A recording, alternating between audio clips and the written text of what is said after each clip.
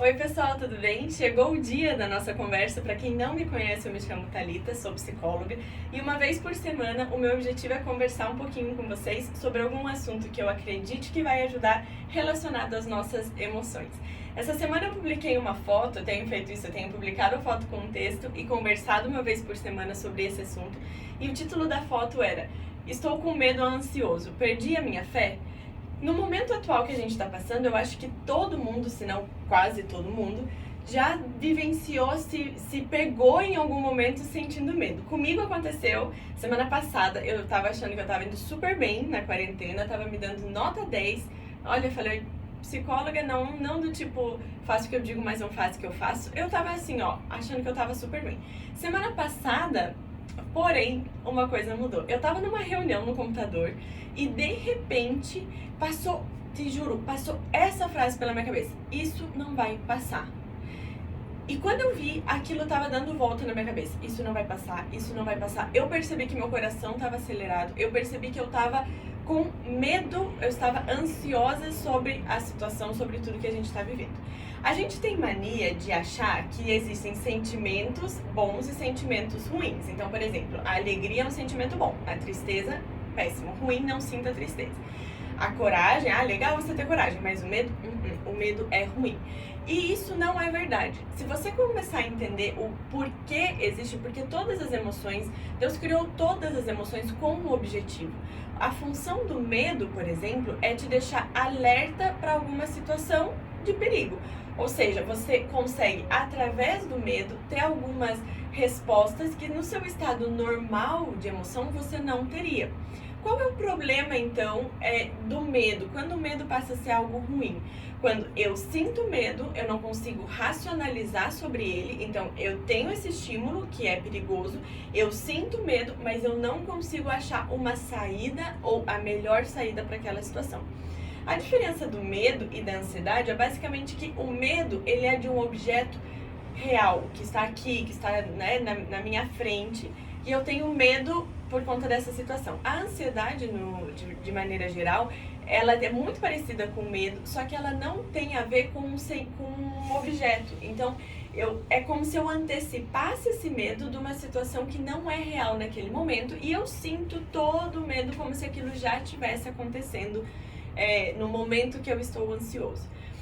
O que acontece? Então o medo, se você entende, o medo, qual é a função do medo? É te dar uma saída, te ajudar a encontrar uma melhor saída para uma situação de perigo. Ele não é ruim. O medo é ruim quando eu não consigo pensar sobre ele. Então, por exemplo, nesse dia eu tava e comecei a passar isso na minha cabeça. Isso não vai acabar, isso não vai passar, isso não vai passar, isso não vai passar, isso não vai passar. E foi muito engraçado que, falando de fé, eu tava numa reunião da igreja que não estavam falando nada sobre o coronavírus, estavam falando sobre outras coisas, ou seja, eu estava alimentando o meu espírito, mas esse pensamento veio na minha cabeça e me gerou essa sensação de angústia. Como a gente faz, ou o que eu fiz? Naquele momento que eu vi que isso estava na minha cabeça, passando, eu sou meio estranha, eu falo comigo mesma. Então eu parei e falei, Thalita, o que é isso tudo não vai passar? O que você está querendo dizer com isso? Olha a quantidade de outras coisas que você tem na sua vida e que estão funcionando. O que é que não vai passar? Você está com medo que o vírus não passe? Qual é a sua saída para isso, racional para isso? Você consegue resolver essa situação? Não.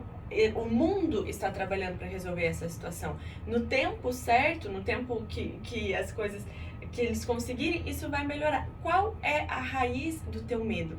Então, racionalizar sobre o medo, porque a partir disso eu consigo olhar ele do real tamanho que ele é. Eu descobri que no meu caso, que ele estava passando na minha cabeça, porque eu falei, gente, isso não vai passar. Ou tá bom, não, tá bom, Thalita, me convenci, isso vai passar. Mas as pessoas, quando a gente se reunir de novo, vão estar com medo, elas não vão querer se abraçar, elas não vão querer ficar perto. E eu dei a volta nisso falando, tá, Thalita, desde quando se abraçar significa que é o melhor relacionamento do universo que você tem com as pessoas? Desde quando isso define, ou isso pode fazer você ficar tensa e com medo frente a essa situação? Qual é a saída para essa situação? E quando a gente pensa no medo assim, a gente consegue encontrar qual a função dele e o que eu tenho, qual é a melhor resposta para uma situação. A gente às vezes acha que o medo é falta de fé, porque na fé a gente acredita, a gente confia que as coisas vão sair tudo bem, que vai dar certo. Só que o que acontece? Nós somos seres emocionais, físicos e espirituais. Não são três partes distintas, três partes que não se conversam. Como aconteceu comigo, naquele momento em que eu tive medo, não significa que eu não tinha fé ou que eu não estava tendo fé. A fé e o medo são como se fossem dois rádios tocando música. Depende de qual volume eu vou aumentar, eu vou escutar mais um ou outro. A nossa grande sacada é conseguir entender e passar a ter o controle sobre os volumes que eu vou dar para cada situação. A minha fé, ela estava presente, não é que eu tinha parado de acreditar que Deus tem o controle, de que as coisas vão ficar bem, mas naquele momento eu aumentei o volume do meu medo por conta dessa frase. Ou seja, a sacada é eu reconhecer isso, eu identificar isso e poder mudar. Eu gosto de pensar muito, por exemplo, quando Pedro foi andar sobre as águas, eu imagino que quando Jesus chamou ele falou, tá bom, eu vou. Eu não acho que ele saiu como se ele tivesse tipo, tá bom, vou levantar aqui e andar sobre as águas. Tchau, amigos. Muito provavelmente, na minha interpretação, ele tinha medo e tinha fé. Ele tinha medo de pisar ali na água e eu vou conseguir fazer isso, mas ele estava confiando que ele podia fazer. Quando ele começou a andar sobre as águas, então você lembra do rádio? É como se ele pegou o volume do rádio da fé e aumentou. Então tudo que ele escutava era isso. Quando ele começou a olhar, então, para as ondas, para a tempestade, etc., ele abaixou o volume da fé e ele subiu o volume do medo. Significa que, quando ele teve medo e começou a afundar, ele perdeu a fé dele em Jesus, ele achou que Jesus não era mais capaz de fazer as coisas. Não, obviamente que não. Tanto que depois ele segue a caminhada com Jesus, depois ele tem tantos atributos e tantas coisas que ele faz para o reino de Deus que são tão importantes. Mas naquele momento ele deixou o volume do medo falar mais alto. E na hora que o volume do medo fala mais alto, que eu não consigo mais pensar sobre a situação, no geral, o meu volume da fé, ele tá mais baixo. Agora, como fazer isso, né? Legal, mas como fazer esse controle? Primeiro, você precisa aprender a identificar o seu medo e raciocinar sobre ele, para que você realmente possa ter noção do qual é o tamanho do estímulo que você está recebendo, né? Qual o tamanho do perigo que você está enfrentando, para aí sim estabelecer qual é o medo coerente frente a essa situação e principalmente uma saída adequada para essa situação, que realmente é uma situação de perigo. A fé ela aumenta o volume das coisas que a gente escuta e do quanto a gente conhece a Deus.